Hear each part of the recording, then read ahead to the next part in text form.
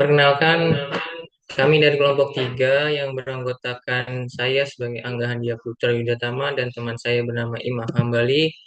Di sini saya ingin memaparkan tentang analisis pipa. Next.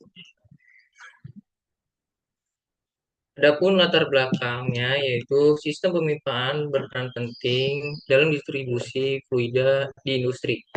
Namun seiring menghadapi masalah seperti tekanan berlebih, deformasi, dan stres yang dapat menyebabkan kebocoran serta kerusakan.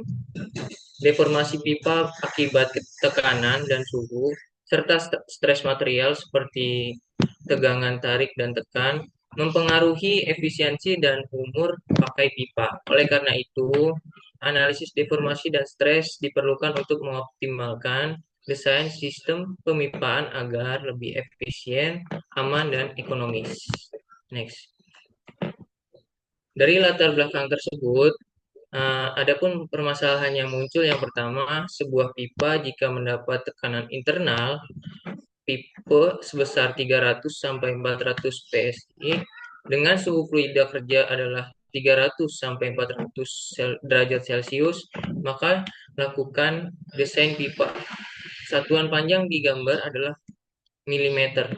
Dan yang kedua, itu lakukan analisis trace pipe dengan software yang dikuasai. Apakah ada deformasinya? Jika ada, di manakah letak penyangganya tersebut? Next. Ini adalah desain pipa yang apa namanya yang kita akan analisis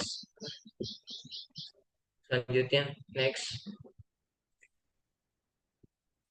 Nah, metode analisis yang kita gunakan itu berupa perangkat lunak dari ANSYS yang digunakan untuk simulasi numerik pada pipa yang diberikan tekanan 300 sampai 400 PSI dan suhu 300 sampai 400 derajat Celcius.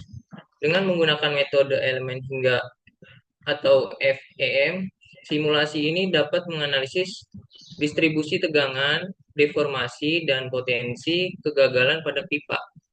Hingga hasil simulasi memberikan gambaran rinci mengenai respons pipa terhadap kondisi operasional ekstrem, serta membantu mengidentifikasi area beresiko kegagalan, memungkinkan evaluasi apakah pipa aman atau memerlukan perubahan desain.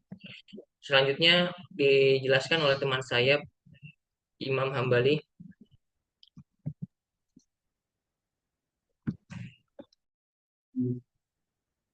Untuk selanjutnya akan dipaparkan hasil analisis dari program menggunakan software ANSYS. Yang pertama, hasil analisis yang ditunjukkan berupa statik struktural berupa total deformasi yang dimana ditunjukkan pada bagian ujung mengalami total deformasi yang paling besar. Selanjutnya ada hasil analisis untuk shear elastic strain di mana ditunjukkan seluruh bodi pipa tidak ada yang menunjukkan sampai tanda merah yang dimana ditunjukkan masih hijau berarti masih dalam tanda aman. Selanjutnya ada hasil analisis berupa shear stress. Di sini sama seperti sebelumnya. Hasil analisanya masih berada di angka di warna hijau yang berarti menunjukkan hasilnya masih aman.